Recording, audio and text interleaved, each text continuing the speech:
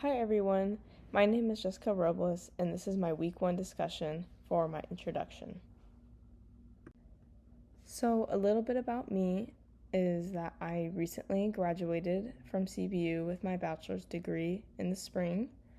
I studied forensic chemistry with a concentration of criminal justice systems, and I also studied philosophy.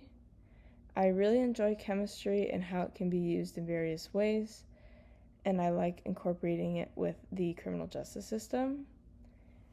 These are my 2 little dogs here. I love them. I love all animals. I also have 2 cats, but I love all animals. This is my first semester in the criminal justice program for the master's degree, and I'm excited to look forward to what's next.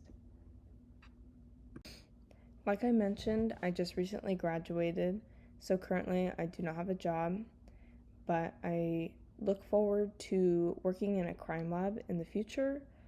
And in the past, I did work at CBU as a teaching assistant for lab instruction.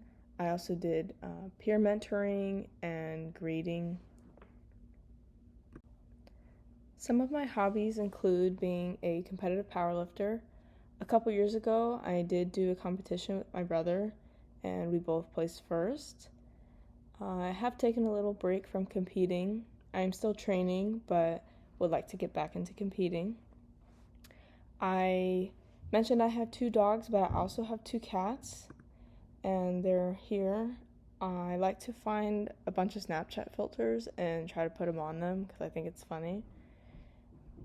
I also like the Dodgers. I like going to baseball games, and I like trying new foods at the stadium. I also like to bake. I like to bake cakes and brownies. I mainly bake a lot of cakes for different occasions, but cakes are usually my go-to.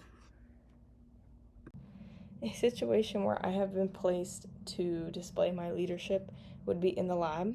Like I mentioned, I worked as a teaching assistant, so I taught freshmen, and many of them were unfamiliar with the lab and how to use certain instruments, so I, for the most part, took a coaching leadership approach. I would give them direction and tell them the outline of what they needed to do, but I just guided them, but I also supervised how they would act in the lab. I think it is important to learn as you go and to make your own learning. I don't think it's as helpful for somebody to be told exactly what they need to do because they would end up just be waiting for somebody to always tell them what to do. And it's important to problem solve and figure things out. Occasionally, it had to come to a task emphasis leadership style also.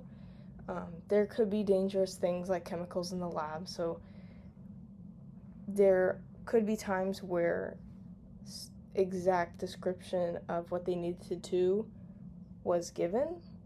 And some theory that I think would also go along with this would be the path goal leadership. They found that if I took a directive communication style that they knew what they needed to do, since they were unfamiliar, they wanted some guidance and direction, so I was able to provide that.